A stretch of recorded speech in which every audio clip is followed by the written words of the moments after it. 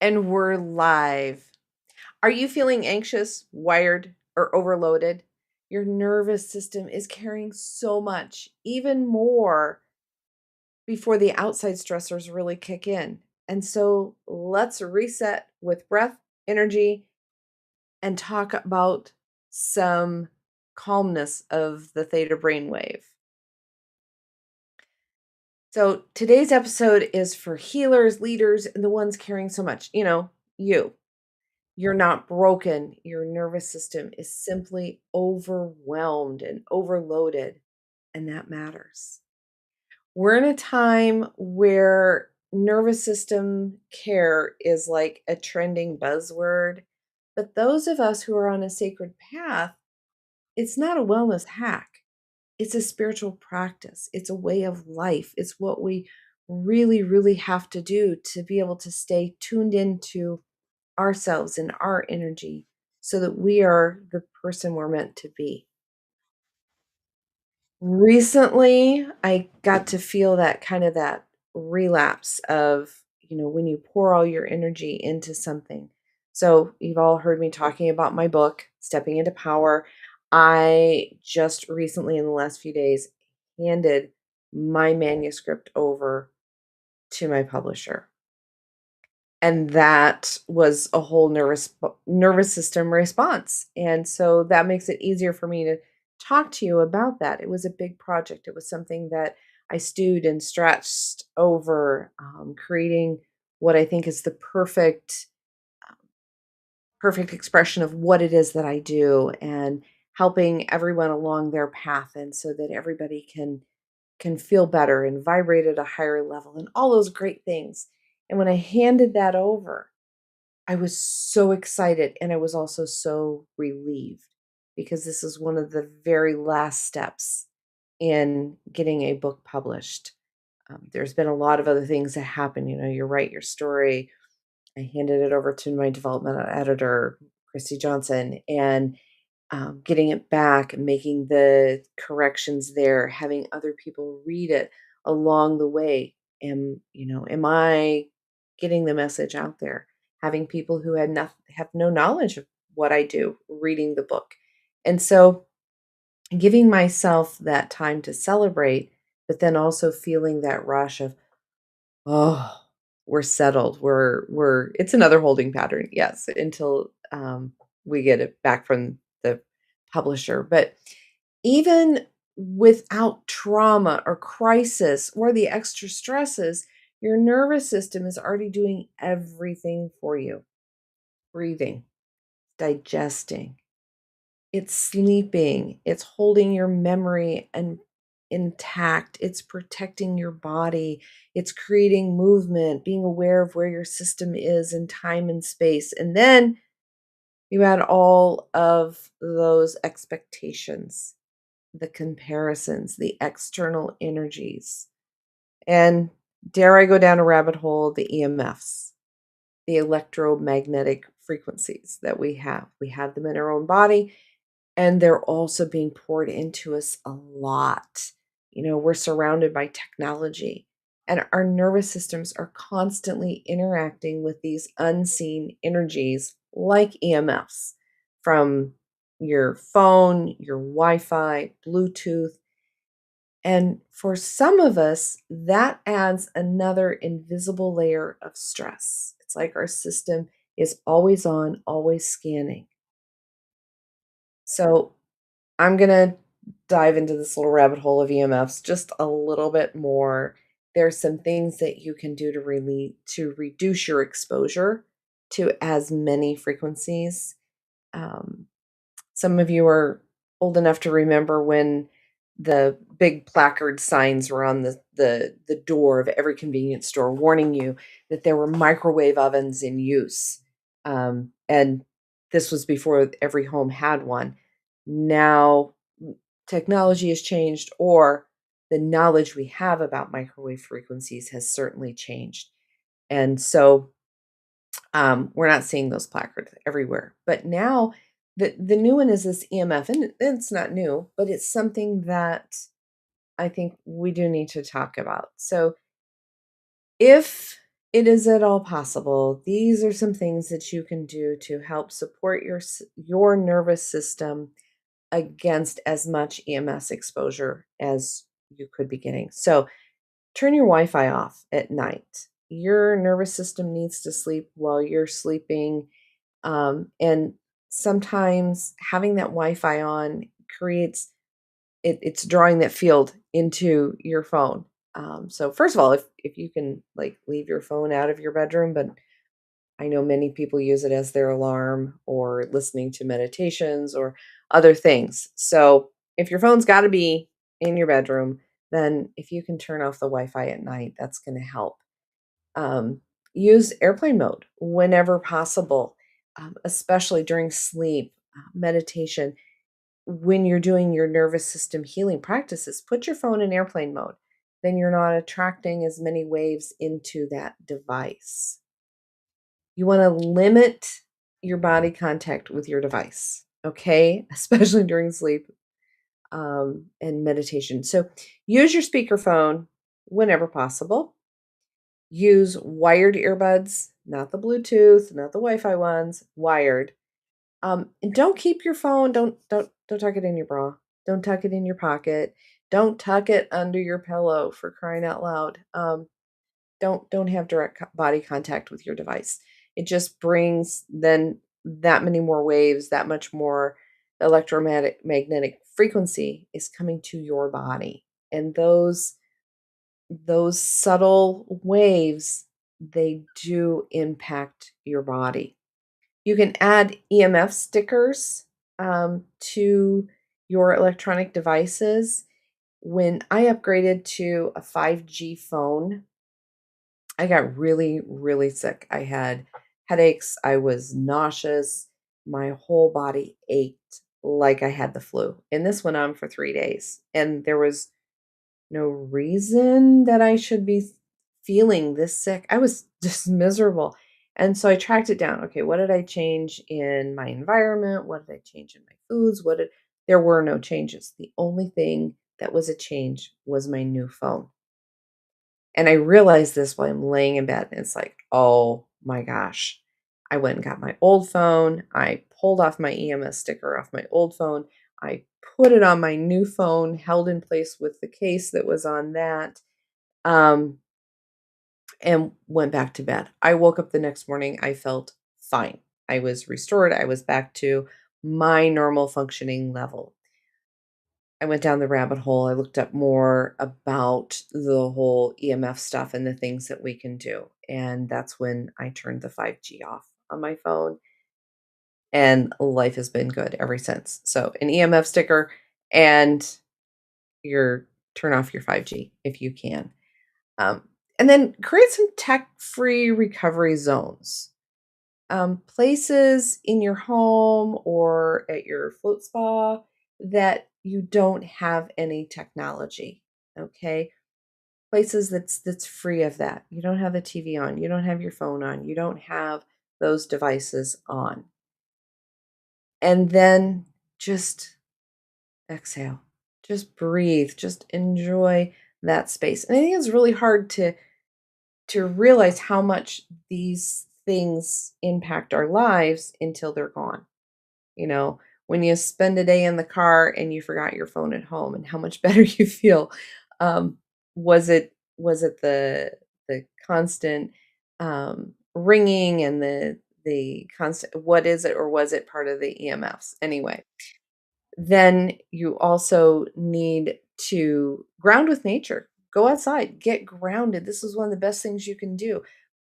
Have bare feet on the earth, hugging a tree, or just spending 5 minutes in some sunlight. It helps reset your system. I know here in the Northern Hemisphere, we're kind of cold right now. So that outside stuff is really hard. So hug your house plants, just spend some time there. Support yourself with sound and breath. There's nervous system tools that you can use, like humming, doing toning, doing breath work can help recalibrate your frequency. So we can't really live in a cave, but we can take back our energetic space. Your body feels what's happening, even if your mind isn't clocking it. nervous system care really includes honoring that sensitivity. And I know there are different boards in social media to help folks that are really highly sensitive to these frequencies. And had I not experienced it myself, I probably wouldn't have put as much belief in it. But yeah, there's folks out there that are just very sensitive. They're sensitive to a whole lot of things. And as I find that I get more connected with Source and I'm further down my spiritual path, my body doesn't tolerate a lot of those external things. So, some of the things that come up that allow you to know that your system is in dysregulation, and dys coming from the Latin of being painful, painful regulation. Your body's not working like it should be. So, the things that happen when your nervous system is just kind of fried, we're wired, but we're tired. Our brain is going and our body's just going, "Oh, I just want to sleep." Because we can't sleep. Can't not being able to sleep is another indicator. You're overthinking everything. You just kind of go bam, bam, bam, bam, bam. You're just thinking and thinking and thinking, and one thought leads to the next, to the next, to the next. Your brain just isn't getting a reset. Emotionally, you're feeling flat, like you just don't care, or you're snapping at every little thing. That's one of my bigger indicators is that being snappy, snapping at people that I don't normally snap at because, well, I can do it pretty good. But also feeling spiritually disconnected or just feeling disconnected. Your body is like, we're done with this, and it triggers that mind, and you just disconnect. You're not fully in the game with everything. This brings us to that energetic cost. When our system feels stuck in this high alert, it's really hard to hear your intuition, to channel that guidance, or even feel safe in your body. It becomes hard to manifest because we're not available to receive. We are so busy with this energetic force field protecting us from all of the stuff that's going on. It just really makes us unavailable. So life gets really difficult. The nervous system isn't something you want to fight. You really want to partner with it so that when we regulate our nervous system and we're in balance, then we can really connect. We can connect with other people. And we're also so much more open to connecting with Source. The vagus nerve resets, I'm sure you have all seen those, and you really try them out. Try them out. The vagus nerve, it's got it is the biggest thing to regulate in your body. It's like the body's calm switch. It's the longest nerve in your body. It's running from your brain down through your chest, your lungs, your heart, and your gut. It controls your rest, your digestion, your breathing, your heart rate, and emotional regulation. When it's activated, your body feels safe. And that's when healing and intuition and that connection really open up. If your vagus nerve is not regulated, is not properly activated, then all of those things shut down. If you're not breathing correctly, and think about it, when you're anxious or you're scared or you're afraid or anything, what is your heart rate doing? What is your breath doing? Breathing shallow, you're breathing rapidly, your heart's pounding away. Those are the type of things that are those physical symptoms that let us know, hey, we're not in regulation. If your nervous system had a voice, the vagus nerve is the voice that helps it to say, you're safe. You can rest now. That's when your vagus nerve is in regulation, that you're safe and you can rest. So it's really important on finding the things that you need to do for you and for your body to find that regulation. You can do breath work, you can do sound therapy, and of course, floating, isolation, sensory deprivation is great. Those are things, of course, I'm going to say, if you're around Southeast Iowa, check out the Iowa Salt Pot. If not, go find floating at a location that's near you. It's an amazing reset of the whole nervous system. There's humming. You can do humming as well to kind of help activate that switch. One of my favorite vagus nerve resets is the extreme head turn, where you look with your eyes and your head, turn your eyes and your head, and look as far as you possibly can to the right. And you're going to do this for as long as it takes until you yawn or you have a spontaneous inspiration where you just all of a sudden take a deep breath. When you do that, then you turn and you do the left side, turning your head all the way to the left, looking as far to the left as you can, and hold it again until you yawn or you feel that immediate inspiration. You're just taking a deep breath spontaneously. First time I did it, I thought my head was gonna fall off because it took forever. Every time that I have used this reset process since then, it happens much more quickly. Unless I'm really stressed out, then it takes a little bit longer. So that alone can help you just kinda judge where you're at, how far out of balance is your nervous system. Looking at theta brainwaves. So the theta brainwave is a really sweet spot for healing and intuition and calm. Theta wave is the brainwave that you're going for during meditation. That happens when you are, the sensation of it is when you're first waking up in the morning. You're not asleep, you're not awake. It's that kind of fuzzy time period, and theta is also the brainwave that they take you through during hypnosis. Theta is also the goal of floating, is to get into the float unit in the dark and in the silence and get to that theta brainwave.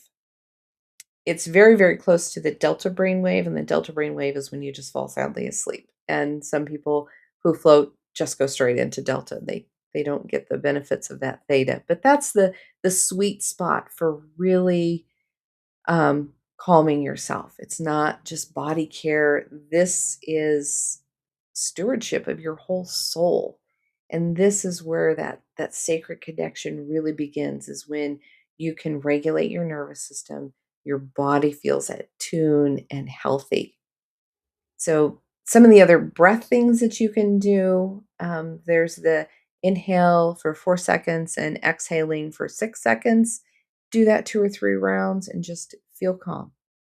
So it's not just doing the breaths and then going back to what you're doing the breaths and recognizing the change that you see in your system. We've talked a lot about the 4 count breaths, where you inhale for a count of 4, hold it for a count of 4, exhale for 4, and then hold it out for a count of 4. Doing that in a couple of cycles, and then just really acknowledging where you feel balanced in everything that you're doing and how that works for you. Just acknowledging it. The humming, you can do the M's, and as you hum, feel the vibrations. Feel them in your mouth, in your jaw, going down into your chest, and feel how that helps to calm you. You can also do some visualization. Find some golden light and allow that to really pour into your crown chakra, affirming that you're safe and that you're supported and that you're enough. And let that light then trace on down your spine to really create that feeling of recovery and integration, where you're honoring your nervous system and taking care of it to create a balance, not a system fix, but it's a balance, and it's a space to absolutely honor. And so I mentioned that, there is the Iowa Salt Pod here in Southeast Iowa that can be your nervous system sanctuary. If you don't If you're not in this area, find a float center near you. It is one of the quickest hacks to really resetting your nervous system. It's a lot easier than trying to learn meditation because we're all caught up in that we didn't do it right. And there's lots of different ways to meditate, but finding a way to quiet the mind chatter, to reset your body, to get that rest and digestion system back online so that you're not in that constant fight or situation. I do have my book coming up, and I do anticipate it to release yet now during February of 2026. Look for that online.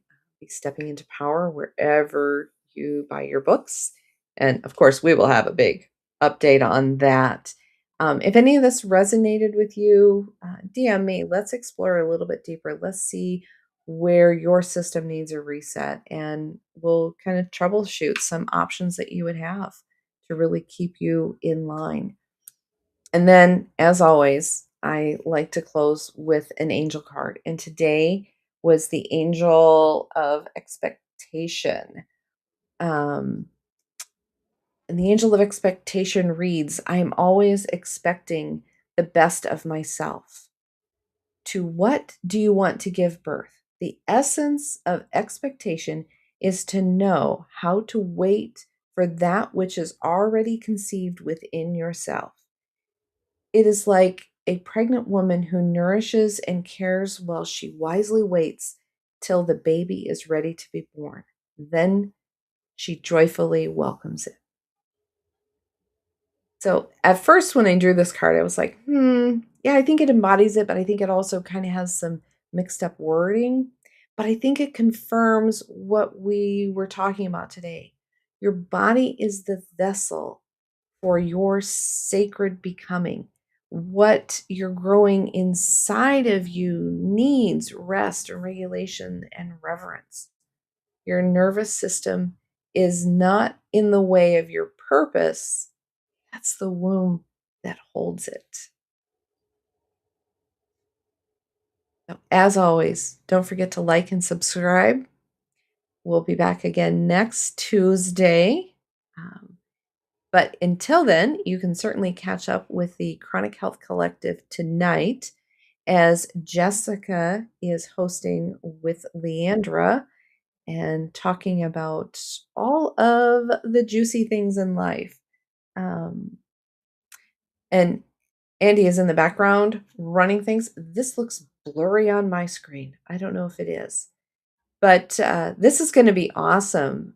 Jessica deals with trauma healing, and Leander is a dating coach. I think that's going to be an awesome matchup and conversation tonight, 7 p.m. Central Time. You can catch that wherever you like to catch lives, Facebook, YouTube, um, and on the podcast connections as well. And the same with Chronically Healthy Living on Friday night, 7 p.m. Christy Boyd Johnson is hosting Jessica, and this one is blurry for me too. So check up with the show notes and find out where you can tune in and watch these lovely ladies.